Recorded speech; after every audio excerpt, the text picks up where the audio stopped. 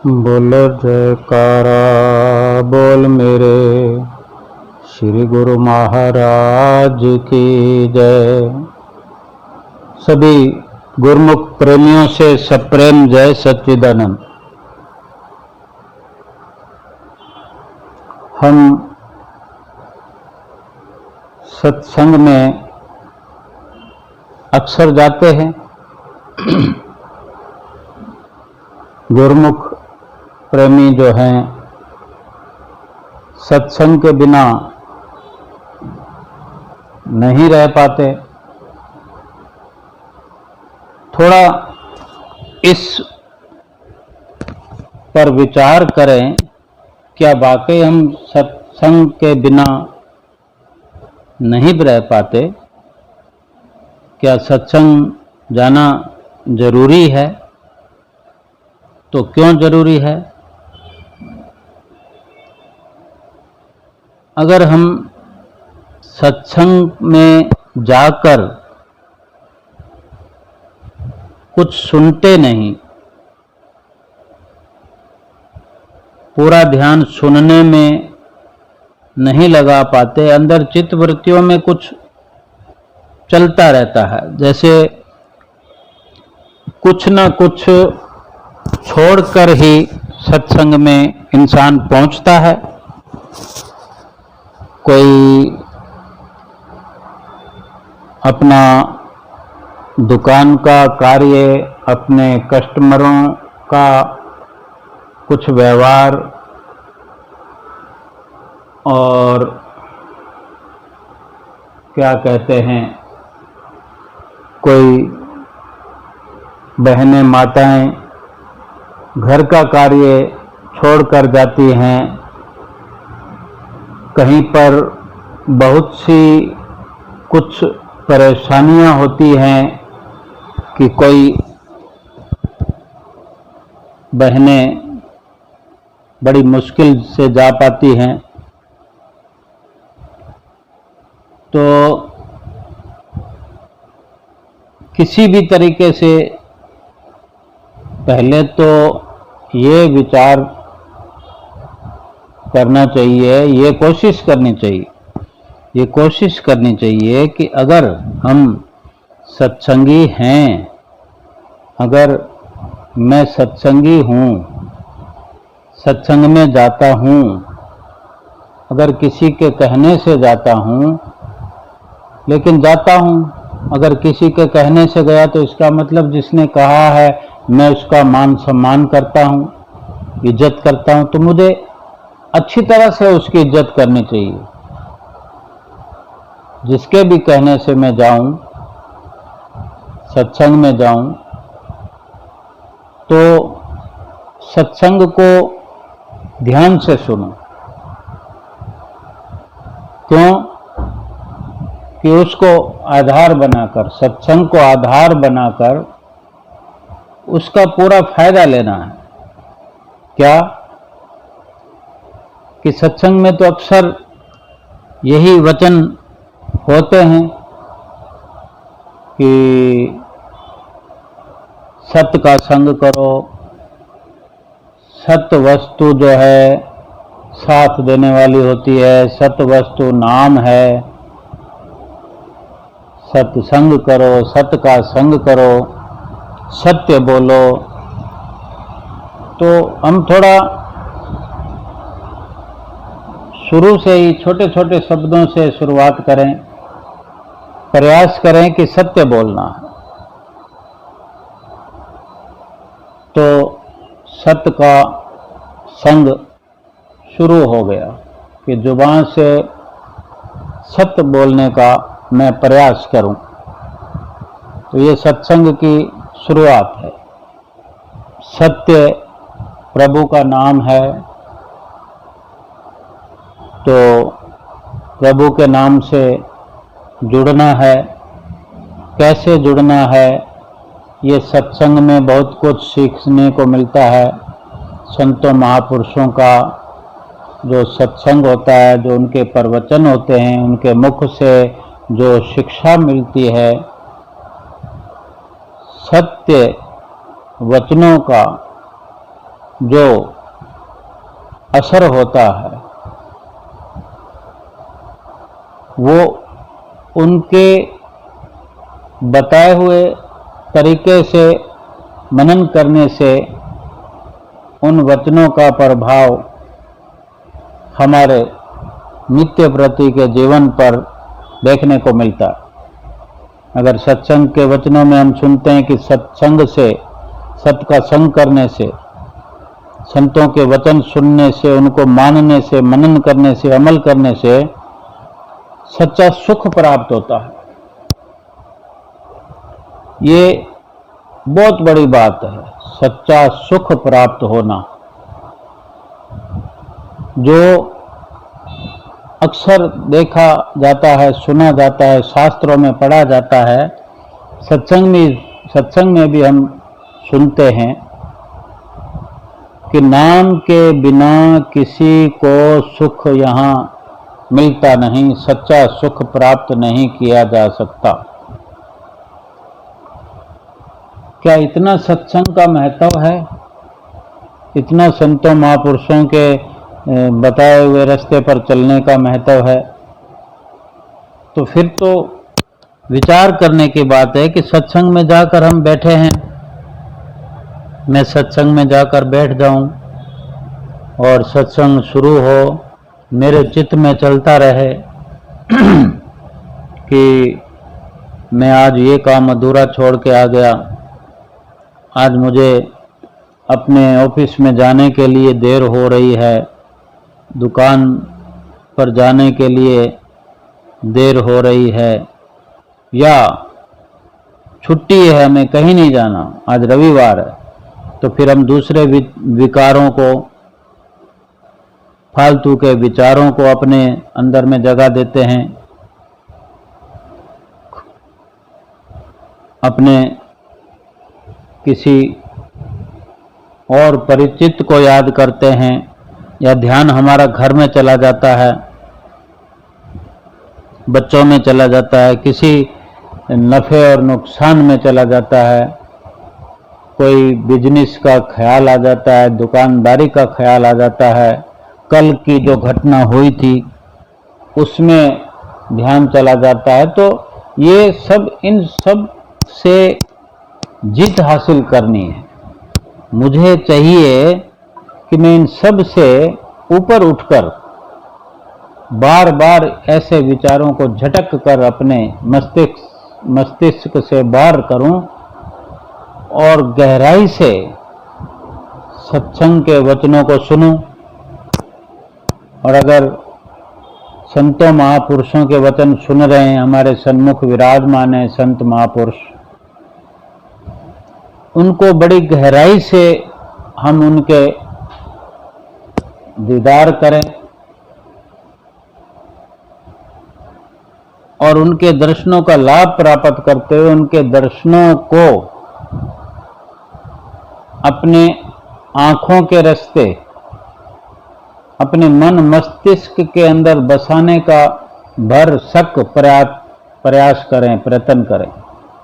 और वचन को, बहुत सारे वचन, अगर 1 घंटा सत्संग सुनते हैं, आधा घंटा सुनते हैं, हो सकता है हम सारा कुछ अक्सर नहीं याद रख सकते,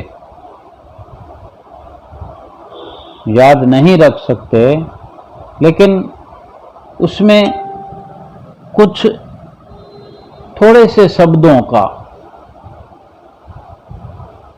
हम अपने अंदर ठहराव ला सकते हैं। जैसे कि अक्सर हम सुनते हों कि झूठ ना बोलो, तो ये तो बहुत छोटी सी लाइन है, याद कर सकते हैं। या ये सुनने में आए कि सदा सत्य बोलो, ये सुनने में आए, एक ही बात है दोनों, ये हम याद रख सकते हैं। अगर याद हो गया तो अब अमल करना आसान हो जाता है। अमल करें, फिर अपने अंदर झांकी मारें कि सत्य बोलना कितना कठिन है और उसका लाभ कितना है। क्या हम सत्य बोल सकते हैं? अगर बोल सकते हैं तो अवश्य बोलना चाहिए, और कोई कारण नहीं कि हम सत्य ना बोल सकें। जब जब भी परिस्थिति आती है, बहुत सारी परिस्थितियों में तो हम बिना कोशिश किए ही, सत्य बोलने की कोशिश किए बिना ही झूठ बोल देते हैं।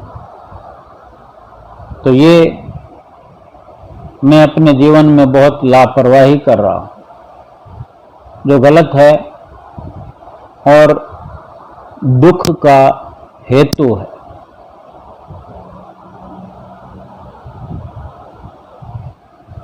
जब सत्य पर सब कुछ टिका हुआ है तो सत्य बोलना या उसका त्याग करना बहुत बड़ा नफा या नुकसान है। उसका खास ख्याल करना चाहिए, उसका एक अपने अंदर में विचार करना चाहिए कि जब कुछ फैसला लेना ही है तो सत्य बोलकर लिया जाए। अगर कोई कार्य करना है तो सत्य बोलकर किया जाए, अधिक से अधिक प्रयास करें, और थोड़ी बहुत कमी को तो कभी भी दूर किया जा सकता है। कुछ मानना और मानकर अमल करना, फिर उसका जो नतीजा होता है, असर होता है, लाभ होता है, उसको देखें कि हमारा क्या नुकसान हुआ। झूठ बोलने जितनी मेहनत सत्य में लगती है, लेकिन उसका नफा और नुकसान बहुत बड़ा होता है।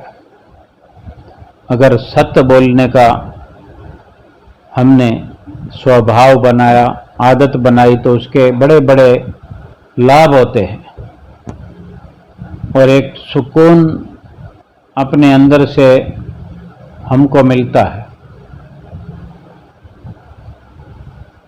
और झूठ बोलने का प्रयास किया, और झूठ बोलने के लिए तो एक प्रसिद्धि है कि झूठ को छुपाना पड़ता है, सत्य को कभी छुपाना नहीं पड़ता। और सत्य के लिए कोई प्रूफ, सबूत नहीं देना पड़ता। झूठ के लिए अपने आप से ही लगातार सफाई देनी पड़ती है। और कई बार एक झूठ के लिए, एक झूठ को हजम करने के लिए कितने झूठ बोलने पड़ते हैं, जो सरासर नुकसान का हेतु है। और इन्हीं विचारों के चलते अपनी अगर विचारधारा को हम नित्य प्रति शुद्ध, परिशुद्ध करते चले जाएंगे तो हमारा जीवन अपने आप में सुखी होता चला जाएगा।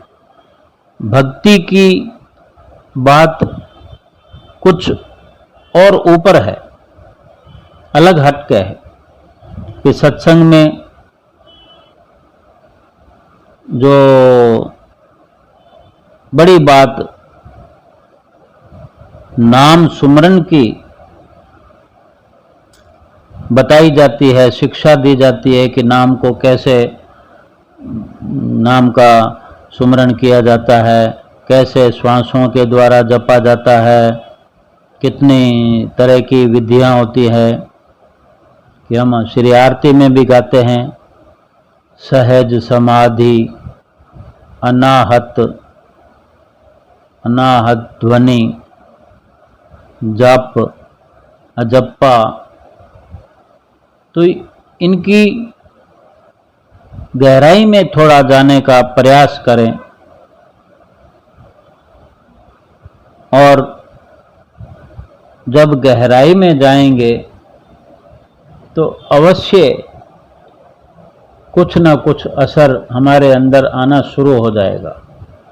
अंदर से ही नाम जपना है, अंदर से ही ताकतवर होना है, अंदर की ओर अपनी सुरती को करना है। अंदर ही सारा कुछ खजाना भरा हुआ है, अंदर ही हीरे हैं, जवाहरात हैं, लाल हैं, मोती हैं, अंदर ही भगवान है, अंदर ही ब्रह्मा है, अंदर ही विष्णु है,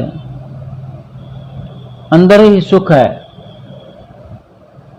अंदर ही नाम जपना है और उस अंदर सुरती को अंतर्मुखी करके नाम जपने पर सारे सुख समाये हुए हैं।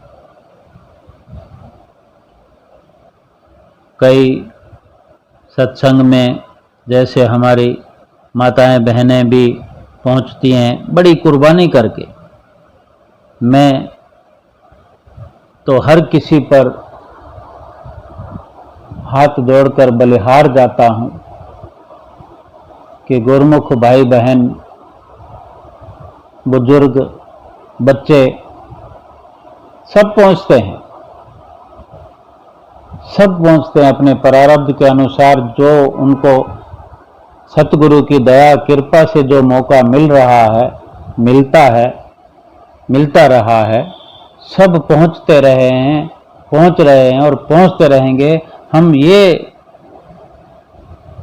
एक अपने अंदर फिक्स करें, अपने अंदर एक अपना प्रोग्राम बनाएं, मेजरमेंट बनाएं, शेड्यूल बनाएं। कोई बहनें माताएं आती हैं तो सत्संग में बैठते हैं, ये भी समझने वाली बात है। और अक्सर ऐसा होता है, माताएं बहनें घर के अंदर बहुत बड़े कार्य करती हैं, एक जिम्मेदारी का कार्य करती हैं। और गुरमुख भाई भी हम सभी जिम्मेदारी के काम करते हैं, लेकिन फिर भी थोड़ी हटकर जिम्मेदारी अगर हम ऐसा विचार कर लें थोड़ी देर के लिए कि माताओं बहनों की अधिक थोड़ी जिम्मेदारी मेहनत वाली या चिंता वाली है कि घर में सबका ख्याल रखना होता है और रखते हैं, तो किसी तरह अपनी रसोई को छोड़कर, अपने घर को छोड़कर, घर की साफ सफाई को छोड़कर या किसी जिम्मेदारी को छोड़कर, किसी डर के चलते भी हिम्मत करके कि कहीं से उलाह ना मिलेगा, इसकी परवाह ना करते हुए अगर सत्संग में आती हैं तो उनका ख्याल कहीं पीछे रहता है, स्वाभाविक है, उनके अंदर चलता रहता है। और कुछ दुख भी होते हैं जो उनके जहन में वो ख्याल बनकर चलता रहता है। मैं केवल यही कहना चाहता हूँ कि जो भी गुरमुख भाई बहन अगर सत्संग में आ गए हैं, बिल्कुल निश्चय कर लें कि कुछ भी ना तो जुबान से बात करनी है, ना कुछ सोचना है, ना पीछे अपनी याद को, अपने विचारों को पीछे नहीं जाने देना है, वहीं बैठना है, तन से और मन से, ख्यालों से, विचारों से वहीं रहना है जहां सत्संग का लाभ लेने के लिए हम पहुंचे हैं। लेकिन अगर हम सत्संग की समाप्ति पर बाहर इकट्ठे होते हैं, किसी की गिला, निंदा, चुगली करते हों, और अगर ऐसा हमारा रूटीन है तो हम यकीन माने कि सत्संग में बैठे हुए वही चलता रहेगा कि कब सत्संग हो और हम कब अपने दिल की भड़ास या अपने दिल की बात एक दूसरे से शेयर करें। फिर सत्संग तो हमारा लक्ष्य हुआ ही नहीं। लेकिन नहीं, अगर मैं ऐसा करता हूं तो दुख की बात है कि कितना बड़ा नफा हो सकता है और हम उस नफे से वंचित हो जाएंगे। कोशिश करें उस सत्संग के एक वचन को ही अगर हम याद कर पाएं, जिस तरह हम सदियों से बरसों से सुनते आए हैं, पूरे जीवन में सुनते आए, पोथी पढ़ पढ़ जग मोआ, पंडित भया न कोई, ढाई आखर प्रेम के पढ़े सो पंडित होए। साच कहूं सुन लो सबू, जिन प्रेम कियो तिन ही प्रभ पायो। यानी ये प्रेम क्या है? ढाई अक्षर हैं। इतने बड़े बड़े ग्रंथों में इस ढाई अक्षर का जिक्र है। ढाई अक्षर प्रेम के पढ़े सो पंडित होए, यानी इस प्रेम को समझने से ही पंडित की उपाधि दी गई है। लेकिन भक्ति परमार्थ में तो कहीं प्रेम करने वाले का, सुमरन करने वाले का दर्जा कोई प्राप्त कर ही नहीं सकता और किसी साधन से प्राप्त हो ही नहीं सकता। हमको प्रेम करना है, सत्संग से प्रेम करना है, सतगुरु से प्रेम करना है, सच्चे वाला सच्चा प्रेम करना है। और सच्चे प्रेम में क्या लगता है? कुछ नहीं, थोड़ा त्याग करना पड़ता है। हम घर को त्याग करके आ गए, घर छोड़कर आ गए, अपना दुकान छोड़ के आ गए, बिजनेस छोड़ के आ गए, यारों को, दोस्तों को, मित्रों को छोड़कर आ गए और वहां आकर वही सब किया। हमारा मन सत्संग में लगता नहीं है। क्या कारण है कि हमने सत्संग में लगने नहीं दिया मन को, कि हमारी उधेड़ बुन मन में लगी रहती है कि कब ये समाप्त होगा। अगर हम वास्तव में सब कुछ छोड़ छाड़ कर सत्संग के अंदर रुचि लगाएंगे, अपने अंदर अपनी सुरती को पहुंचाएंगे, अंदर के जो वातावरण है उससे रूबरू होने की कोशिश करेंगे, तो कितनी शांति मिलती है तब पता चलेगा हमें। क्या हम 24 घंटे में थोड़ा बहुत समय 2-3 घंटे नहीं निकाल सकते? फिर क्या फायदा नाम लेने का, क्या फायदा सत्संग में जाने का? सत्संग में जाने पर भी हमें हमारा दुख खत्म नहीं हुआ, सुख की हमें प्राप्ति नहीं हुई। और जब संत महापुरुष फरमाते हैं कि ये जीव जो है सुख स्वरूप है, सुखों का खजाना हमारे अंदर है, लेकिन हमने पाया नहीं, कब प्राप्त करेंगे? हम लगातार बरसों से सत्संग में जाते हैं, ध्यान से सुने, उस पर अमल करें, हर शब्द को ध्यान से करें कि प्रेम क्या है। सतगुरु से प्रेम, सच्चा प्रेम कायम करते हुए उसके लिए हमें एक तड़फ लगी रहे कि हमने सिमरन करना है। 24 घंटे हमें लगा रहे ख्याल, जैसे ख्याल लगाता रहता है कि फलां व्यक्ति, फलां दोस्त हमें मिल जाए, अड़ोस में पड़ोस में कोई सहेली मिल जाए, कोई हमारी बहन मिले तो हम पूरे 24 घंटे का, या 4 दिनों के बाद मिलते हैं तो 4 दिनों का पूरा गुबार निकालते हैं, मन हल्का हो जाता है। तो मन को पहले भारी करें क्यों? मन हल्का होने पर भी क्या हमें सुकून मिल जाता है, शांति मिल जाती है? नहीं, नहीं मिलती। और सत्संग में मन लगा के उन पर सत्संग को सुनते जाएं और अपने विचारों पर नज़र डालते जाएं और एक एक करके विचार जो विकार बनकर जो हमें नुकसान पहुंचाते हैं उनको निकालते जाएं और मन को खाली करते जाएं। धीरे धीरे मन साफ हो जाएगा, निर्मल हो जाएगा और प्रभु का प्रेम उसके अंदर बस जाएगा। बोलो जयकारा बोल मेरे श्री गुरु महाराज की जय।